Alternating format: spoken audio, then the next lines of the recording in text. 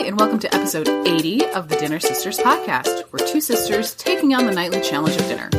I'm Kate Schultz, living and working in Rhode Island. I'm a passionate cook and recipe collector, always thinking about my next meal. And I'm Betsy Wallace. I live, work, and raise a family in Atlanta, Georgia. I love dinner time, but can always use help planning and cooking for my family of 5. And Kate, today we're together again. I know. So great. We're in Atlanta, recording in your house, in your beautiful downstairs abode. And it's really fun and also weird to see you while we're doing this. I know. It's always strange when we get to share a mic. I know. But we do have 2 files going because we both have our own not that much together. Yeah, that's funny. So our goal with this podcast, we want to cook a little better, learn a little bit about food, and most importantly, figure out what the heck to have for dinner. So here's how this works. Since this is our 80th episode, can you believe it? I know, it's crazy. Like 80 times. It's amazing. We're having a dinner party, and we are celebrating with 3 party recipes. And as usual, we have all these recipes, tips, the smorgasbord on our website at dinnersisters.com. And if you want, you can also get them sent directly to your inbox by subscribing to our newsletter, which I read every week. And I also put a few treats in there. So if you're curious, you can always sign up on our website, or you can go to our Facebook page and there's a sign up button there. All right, Kate, so this week's recipes were Cumin rubbed flank steak, Chimichurri potatoes, and Tex-Mex sheet cake, all by Elizabeth Carmel on the Splendid table. So here we are. It's 80 episodes. I don't know why this feels like a really big number to me. Like, if for some reason 80, I don't know, 70 was big too, but 80 we're like just... podcasting octogenarians. God. That makes me feel super old. Awesome, yeah. In our octogenarian episode, I thought it would be really fun to think about one of my first food influencers before influencers was actually a thing. It was just an NPR radio show, which was the Splendid Table. And if you haven't heard before, the Splendid Table is a long-running radio show all about recipes, food, and the love of eating. Lynn Rossetto Casper was a longtime host. She hosted that sucker for years. And she had just the best radio voice. I loved listening to her. But she's since retired, and it's now hosted by Francis Lamb, who I also love too. He's got his own spin on things, which is really fun. And if you've never heard the show before, it is definitely worth a listen. And, you know, like I said, they have interviews, they do talk about recipes and food, and it's just kind of if you're into that kind of thing, there you go. They're on NPR on a lot of stations, or really wherever you find your podcasts. So this week, all the recipes are from the Splendid Table website, you know, as a little nod to one of the first food shows I ever loved. Yeah, this is great. I thought this was such a fun episode idea for a dinner party, and I know you are not the only Splendid Table fan out there. Probably not. Yes. Probably not. Yes. So, and it also, you just chose some very classic recipes and sort of like a good American dinner party. Yeah. American food dinner party. Yeah, like for that. sure. All right, so what did we have first? So first, our recipe is for a cumin rubbed flank steak. And like we mentioned, the recipes are all from the Splendid Table website, but are also incidentally from a book by Elizabeth Carmel called Steak and Cake, which sounds like fabulous. Lovely. Dinner party, right? Who doesn't like steak or cake? And so this is for a flank steak, which is kind of a flat, I mean, honestly, pretty tough cut that is wonderful, though, when you grill it quick and then slice it against the grain. And so this recipe is a very simple one. Just a quick rub of cumin, granulated garlic, some smoked paprika, salt and pepper. Rub the flank steak down, and then you can grill it on your stovetop in a grill pan or on your outdoor grill, which is what I ended up doing. And you just pull it off. After 10 minutes is about 5 minutes aside. Yeah. You don't want to overcook it. You want it to be medium rare. Let it rest and then slice it against the grain. I think I actually called you while I was grilling this and had a really short conversation about something random in our family. Like, we're just talking, I'm grilling. Yeah. And I'm like, I gotta go. My flank steak's done. I'm like, all right. So that's it. How did everyone like this steak? We loved it. And I was saying the kids said, it feels like we're in a steakhouse tonight. I mean, they just thought adorable. It was so fun. Yeah. And I agree. I love a flank steak for just the reason you said. You can almost not mess it up. The only thing you can do to mess it up is really just leave it on too long. Yeah. So you really have to not. Yeah. I would say this. If you're a person who needs your steak done well done, don't buy a flake steak. Yeah. It's not going to be great. Yeah.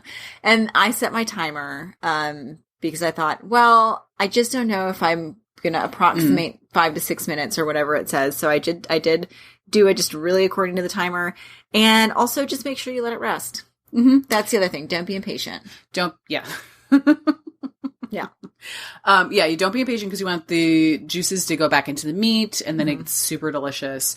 Let's see. I ended up buying, I think we both bought like a 1.5 to 2 pound steak. I think that's a pretty common That's like kind of how it comes, right? So you can't have it very easily unless you like cut the steak in half, which I don't know. Like, don't do that. Just make the steak and then it makes gorgeous leftovers. So good for like salads and things. James kind of noshes on it. It's one of those things where you have it in the fridge and then you take a couple slices out, like just eat it cold as a little snack. No one is sad about that. No one is sad about extra steak in the fridge.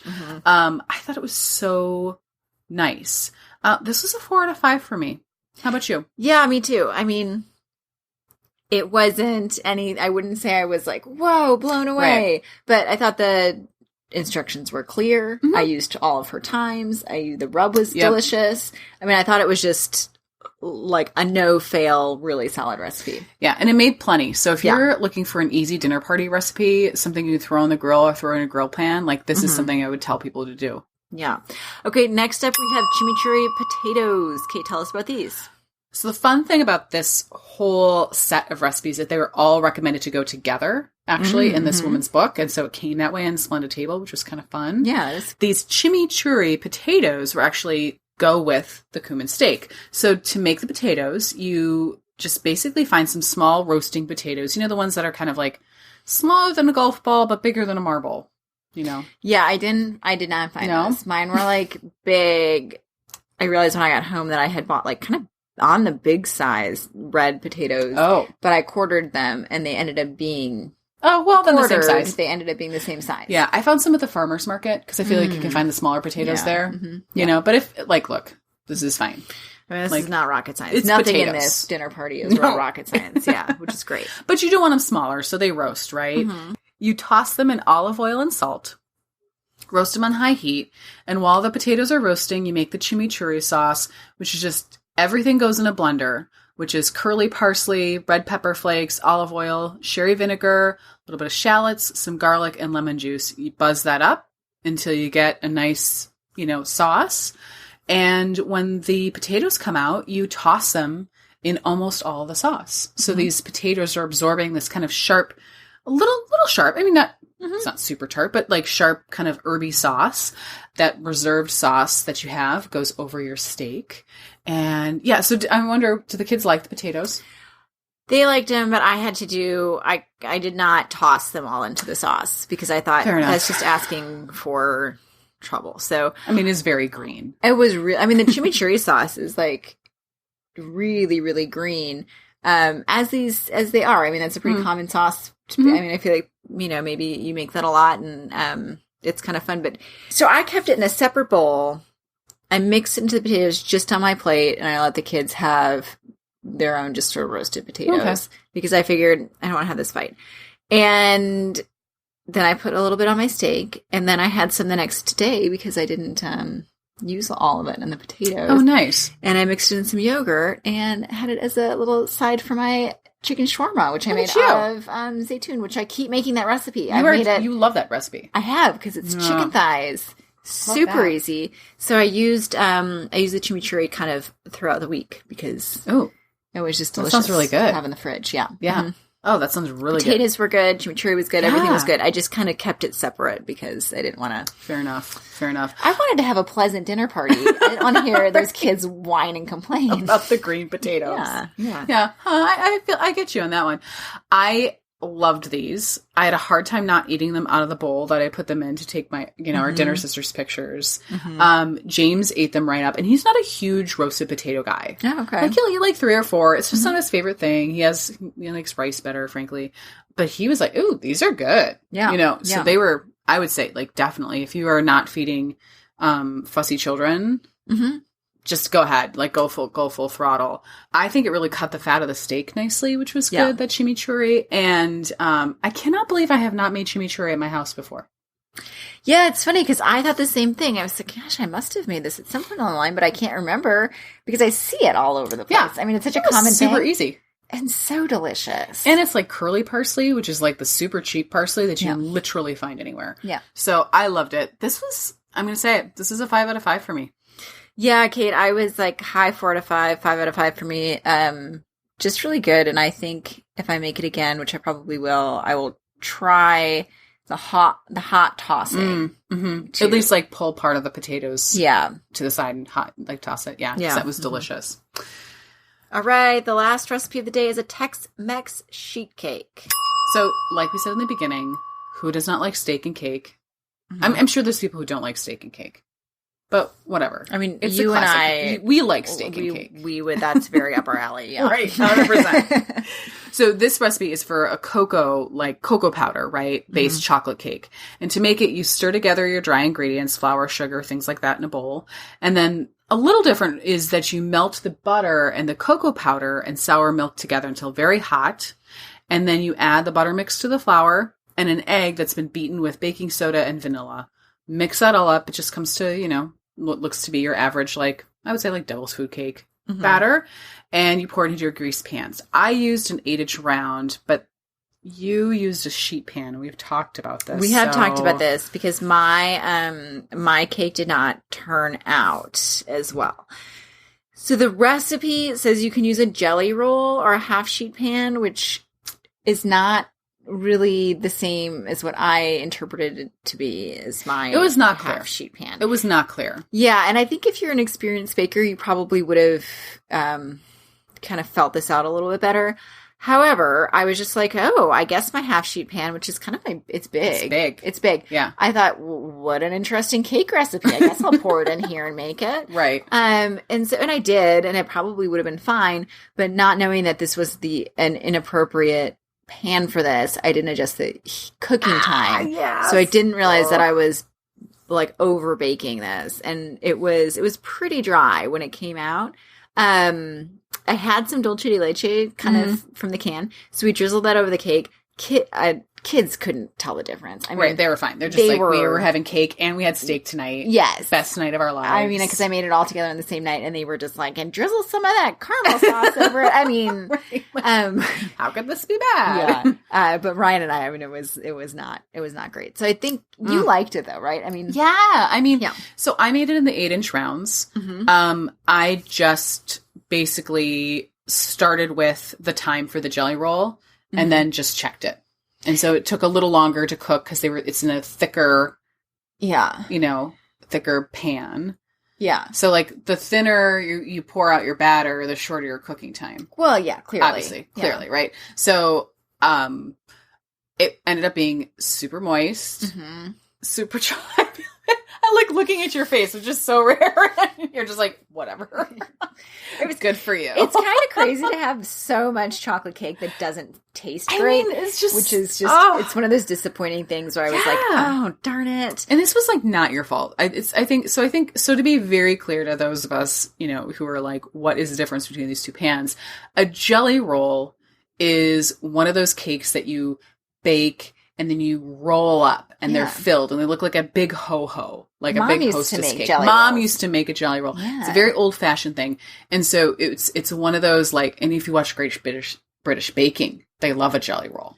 Well, clearly I don't watch enough of it because I did not identify. Well, you're not looking at the pans, you're just looking at the creations. I mean, also, I'm not watching Britain. I don't watch that one. Oh. Well, in any case, so it's a specific pan. You can get them. If you look it up online, a half sheet pan is much bigger than a jelly roll pan. So it was just unclear directions. That's what I'm trying to tell you. Okay, thanks. Yeah. Anywho, because there is a variable in here, like a variation, a variable, that's my science talking. And I wanted to make our dad's favorite, which is German chocolate. Yeah, that was fun. Yeah. In honor of his birthday month, which is September. So while the cakes were cooling, I made the frosting, and German chocolate frosting is kind of unusual. It's a cooked frosting. So you take butter and sugar until it's very hot, and then you add in 2 beaten egg yolks, cooking that until it's really nice and thick. And then you strain it. So any cooked bits of egg, get strained out. And then you dump a bunch of coconut and pecans. And in our family, it's always walnuts. Mm-hmm. We don't do pecans, or walnuts, whatever you like. And you pile it on the cake while it's warm. So this is, our dad, God bless him, loves a rich dessert. Yeah. Like donut fan. He'd be into sugar steak guy. And cake. He would be into steak and cake. Yes, sure. So this is like our dinner party / dad's birthday dinner. Yeah, it's great. I love that. Mm-hmm. And so this is super rich, super sweet, and I love them. I love a German chocolate cake. Oh, so do I would not turn one down. If you're a person who loves an Almond Joy candy bar, this would be your kind of cake. It was delicious. I ended up giving it to a friend because I traveled right after I made it. And she told me that her partner ate 2 slices. Oh, yeah. And I was like, be careful. Yes. So, I mean, for me, this cake, honestly, was like a high 4 out of 5. I wonder, I'm not saying you should make it again, but I wonder if you made it again, if you would like it more. Yeah, maybe. I'm going to recuse myself from the ratings on this one. Fair enough. Yeah. Fair enough. All right. So wrapping up, for me, the favorite were the potatoes. So delicious. Me Surprise! too. I was like, the roasted potatoes were honestly like, well, they go with a steak. We'll put them in there. Yeah, that's so funny that you say that because they were also mine, and I thought the chimichurri sauce was so good, and I was just like, oh, this is such a fun, bright flavor. Loving this. Yeah. Love that. Love that too. So if any of these recipes sound good to you, make sure to check out our show notes and the grocery list at dinnersisters.com. On our website, we have links to all the recipes we talked about, any tips or techniques, like a picture of a Jelly Roll pan, that we just talked about. So if you would also like to chat more with us, you can also ask to join our Dinner Sisters Facebook group. We're at Dinner Sisters Podcast. Type that into Facebook and you'll find us. All right, before we head to the smorgasbord, a break. Okay, Kate, it's a dinner party episode, which means we're going to give out awards and call out some favorites from the last 10 episodes. First up, I'll give out a kid favorite award. Nice. Right? Start out with that, which this time I'm giving to the sheet pan taco bake. Oh. How can we forget that one? Oh, man. Yes. I mean, if there's a kid favorite of the kid favorites, man, sheet pan taco bake's got to be it. And I'm telling you, people were making that recipe That was a good one. Yeah. That was a good one. The hash brown potatoes. And that, the taco meat, a little bit of cheese, taco toppings. Yeah. It's not bad. So that was a great one for me. What was your surprise hit? You know what? It was actually the Thai larb salad. Okay. That was so good. It was so super flavorful. I love that it was fresh and really delicious. James was like a super fan. I think he just ended up eating most of it. So I really, really enjoyed it. What I didn't know is that some folks in our Facebook group and one of my dearest friends makes that recipe all the time. And so they even swap out different meats and things. Okay. So Anne, shout out on that one because that was like such a great idea. So I kind of want to make that again sometime soon. Yeah, I like it. My surprise hit was the butter tomatoes with ginger. Yes. I was not expecting to like those as much as I did. I know, you told me. I know. I just was kind of not into it. Yeah. And they were so good and it was so simple. And I really liked that that's something that I can just make again. And it's not like I'm making a whole dish again. It's just something that can sort of be added to my, repertoire in the summer. So I loved that. That's a good one. I haven't thought about that one. Yeah. Yeah. So what's your overall winner for these past 10 episodes? Mine's a sentimental favorite. Ooh. It was the cold fried chicken. Oh, because we were at the water park. Yes, we made it together. We made it together. You had some iced tea wine. I did not make anything from that episode. I feel darn thing from that. If you want your memory to be that we made it together.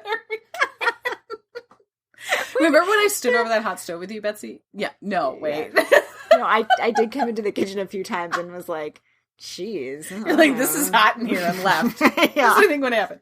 We ate it together at the water park. We did eat it together, which was so fun. Yeah, it was fun. Going to the water park with you guys was like the best, and the chicken was so good. It was like the special meal, and it was definitely something that I wouldn't make all the time, but for those kinds of things, it just was super good. So Yeah. That was my winner. It was a good food memory food. You know? I like that. Mm-hmm. Okay, so my overall winner was the cherry peach panzanella from episode 71. What's Gabi cooking? Ooh, those were some good flavors with the burrata cheese. That was amazing. Yeah. Ugh, I wish it were like cherry season again because I want to make it like right now. And the cherries have disappeared from the stores. Yeah, it's 100% a terrible idea to make it right now. No, you couldn't do it. So I'm looking forward to it again next year. But that was a really fun discovery for me this summer. Mm-hmm. All right, Kate, coming up next week. We have a very special episode, guys. We're getting it together right now. We're doing it. We're so much breaking outside of our Excel spreadsheet where Kate's got us going planned out months at a time. Gives me the vapors. Yeah. And we're going to use This is me being flexible. Yeah. Kate's going great. Very flexible. We're using the air fryer. We're releasing it next week. Yeah. If you're on our Facebook, you'll know that Betsy took advantage of a day that I was at a work conference for 10 hours and trapped in a room. And I get this text. She's like, this is literally how it went. What do you think about doing an air fryer? Just kidding. I already told everyone we're doing it. That's exactly how it went. I was like, all right. So here we go, guys. It's going to be an adventure. We're doing it this weekend. We're going to release it next week. It'll be really fun. And my friend Allison is lending us an air fryer. Yeah, so thanks to Allison. Yeah, thanks, Allison, for making this happen. And we're going to be here both in Atlanta doing it together. Yes. So which is good. I think I could use some moral support. It's also going to be super hilarious doing it with your kids. Yeah. They're excited already. They are. Yeah. Yeah.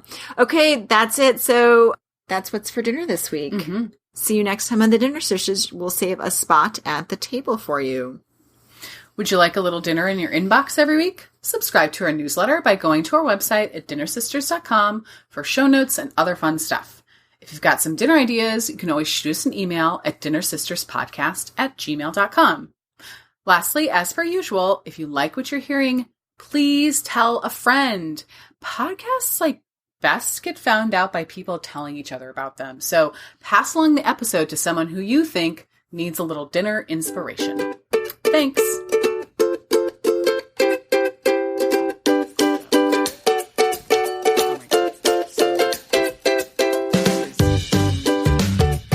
I was eating lunch with Maida, and I mentioned the air fryer and the air fryer cookies, and all the little girls were like, air fried Oreos?